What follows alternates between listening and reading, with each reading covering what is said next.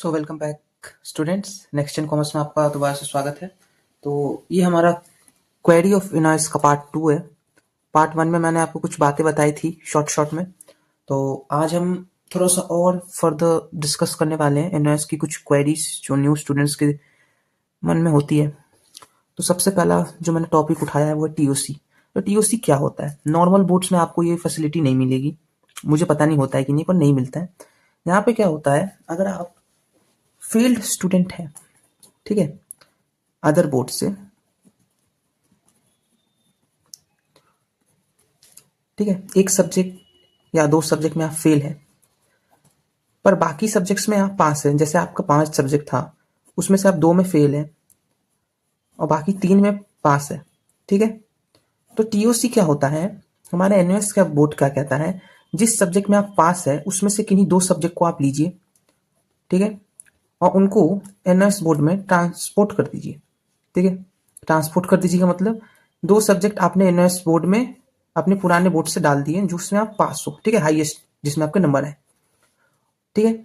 और बाकी जो 3 सब्जेक्ट बचते हैं उनका आपको एक कॉम्बिनेशन बना के एनयूएस बोर्ड में एग्जाम देना होगा, ठीक। तो ये तो आपको समझ आ गया होगा कि ट्रांसफर ऑफ क्रेडिट किसको कहते हैं। ओके, अब क्लास 12, क्लास 10th तो इजी होता है, आप क्लास 9 से आए या फेल होके आए, आपने तुरंत एग्जाम दिया, आप पास हो गए। 12th का यहाँ पे मैटर अलग होता है थोड़ा। क्या होता है यहाँ पे अलग, यहाँ पे जो है 11 और 12 साथ में होता है कंबाइंड, ठीक है। नॉर्मल स्कूल्स में आपने देखा होगा पहले बच्चा 11 देता है फिर 12 में जाता है, ऐसा आपको कुछ नहीं है। 11 और 12 दोनों के बुक्स आपको साथ में मिलेंगे, साथ में ही पढ़ना है। मैटर यहाँ पे ये है, आपको 2 साल में एग्जाम देना होगा, मतलब टाइम लिमिट आपके पास 2 साल है, उसके पहले आप एग्जाम नहीं दे सकते। नॉर्मली जैसे स्कूल्स में भी होता है, पहला साल आप 11 देते हो, दूसरा साल 12, यहाँ पे वैसा नहीं है, दोनों साथ में पढ़ना है, पर आपको एग्जाम इन टोटल 2 ईयर्स में कंप्लीट करना है।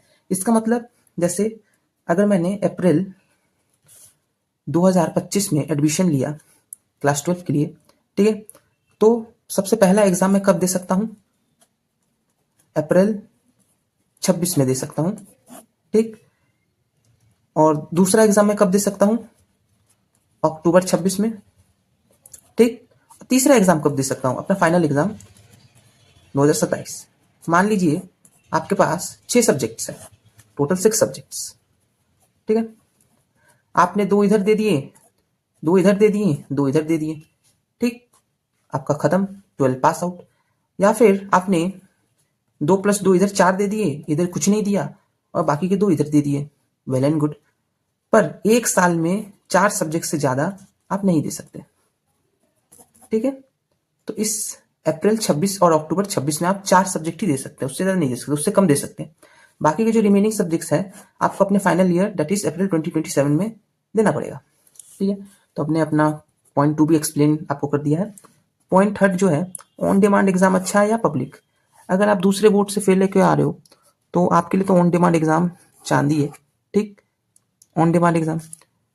या फिर अगर आप एनओएस में ही आए फिर एनओएस में फेल हो गए तो आपके पास दोनों ऑप्शन है। अगर आप अप्रैल में फेल होते हो तो जून जुलाई में दे दो ऑन डिमांड, ठीक है, या फिर अक्टूबर वाला सेशन दे दो पब्लिक एग्जाम का। इसमें फायदा क्या होता है, इसमें आपको टीएमए का बेनिफिट मिलता है पब्लिक एग्जाम में, पर ये ऑन डिमांड वाले में आपको कोई टीएमए नहीं मिलता।